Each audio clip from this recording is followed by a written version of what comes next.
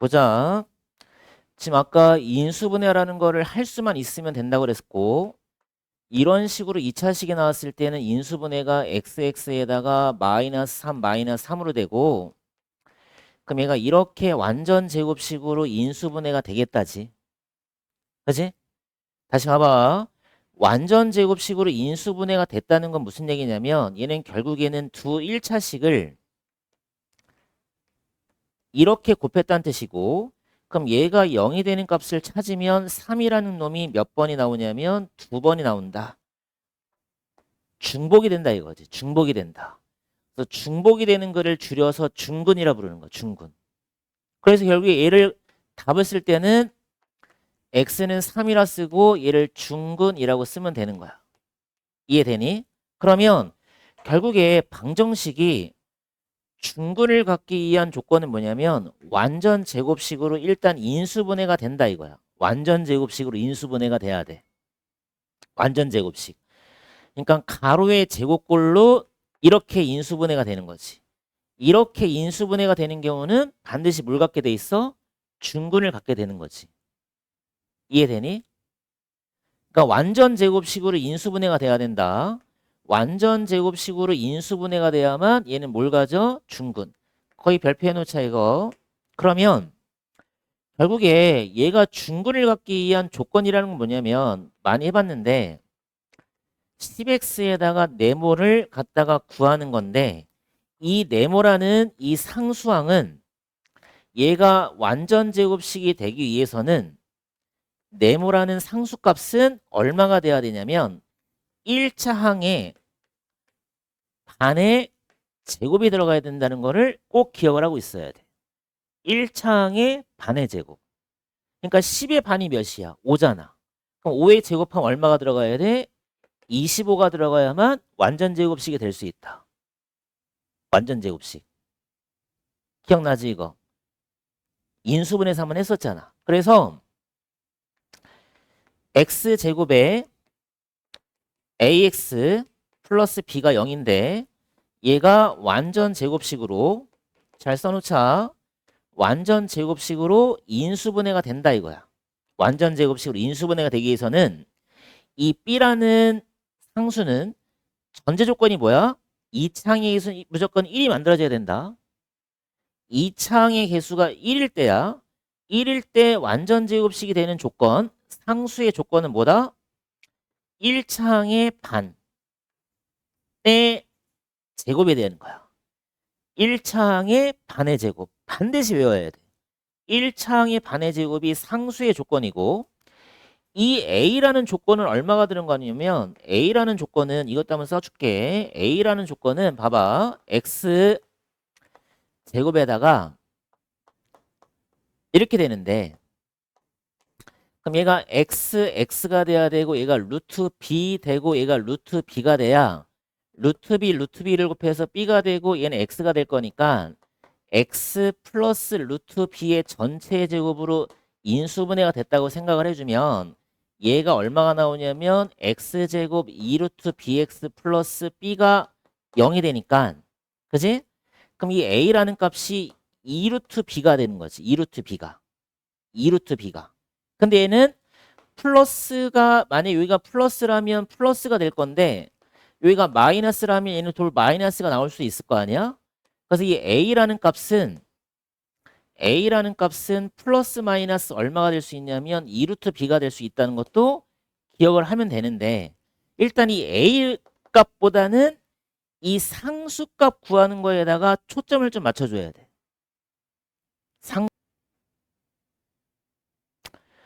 다시 2차항의 개수가 1일 때 완전 제곱식이 될 수 있는 이 상수값은 1차항이 뭐가 된다? 반의 제곱. 1차항의 반의 제곱이 상수가 되는 조건인 거다. 언제? 완전 제곱식이 되는 상수의 조건. 근데 전제 조건은 뭐야? 2차항의 개수가 얼마일 때야? 1일 때. 실전 천원사. 그래서 x제곱 ax 플러스 b가 0이니 중근을 가질 조건은 b는 2분의 a의 제곱. 다시 이걸 외워놔. 상수항은 1차항의 개수의 반. 다시 2분의 1창의 개수를 읽지 말고 1창의 개수의 반을 뭐 하면 되겠다? 제곱해주면 되겠다. 1창의 개수의 반을 제곱해야 상수가 나온다. 알겠어?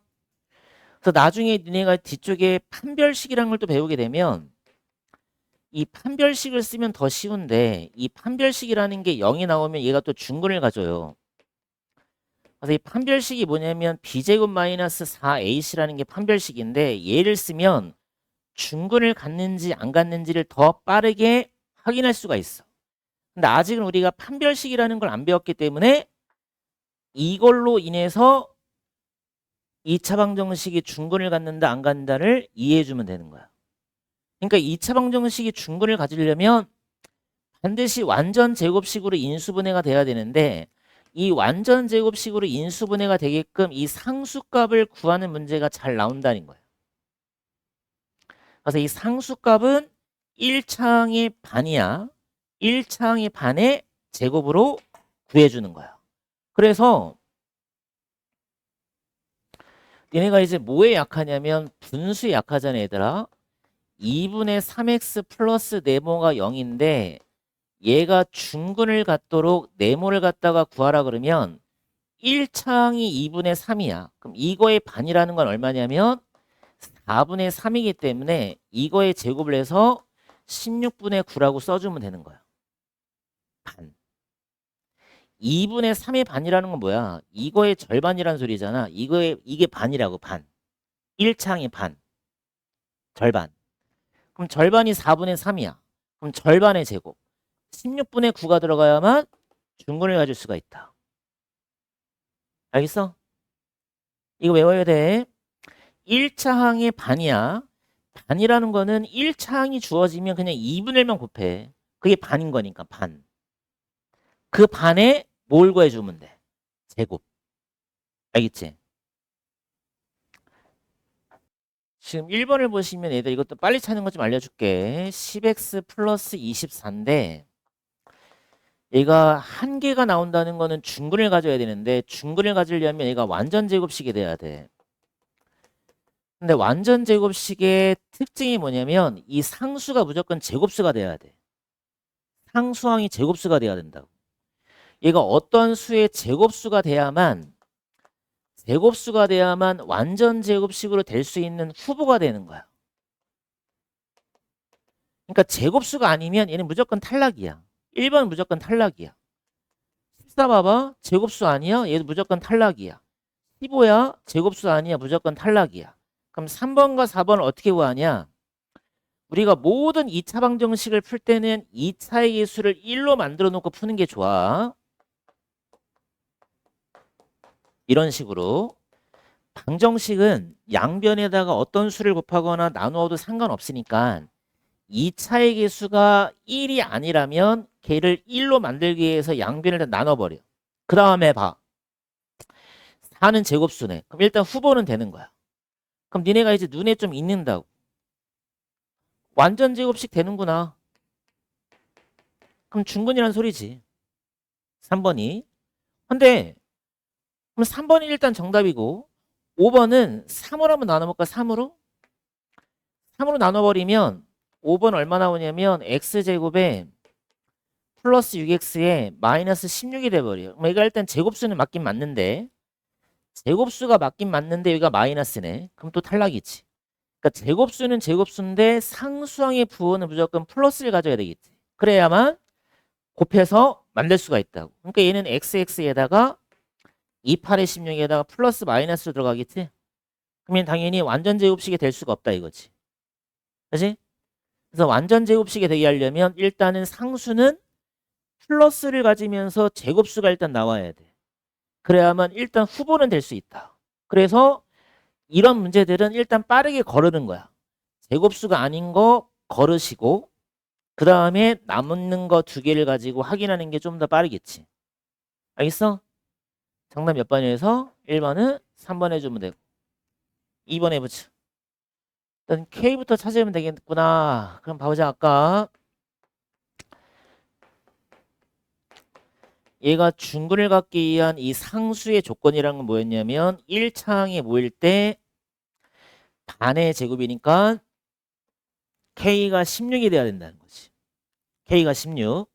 그럼 이 K값 구한 걸 다시 집어넣어 볼까? 그럼 X제곱에다가 8X에다가 플러스 12가 0이야. 그럼 인수분해가 되겠지? 2, 6이 12. 그래서 얘가 X 플러스 2, X 플러스 6은 0인 거니까 X는 마이너스 2랑 마이너스 6이 나오고 두 개를 더하면 마이너스 8이다. 그 다음에 T반 알려주면 얘들아 고등학교 때 이제 할 텐데 그다음에 이거 알고 있는 게 좋아. 여기서 우리가 두근의 합이랑 두근의 곱을 바로 구할 수가 있어. 이렇게 실제로 근을 구하지 않고도. 그래서 어떻게 구하시냐면 이거 하나 적어놓고 외워놔. AX제곱에 BX 플러스 C가 0일 때 두근을 알파랑 베타로 놓으면 두근의 합이랑 두근의 곱을 1초 만에 구할 수 있다 이거야.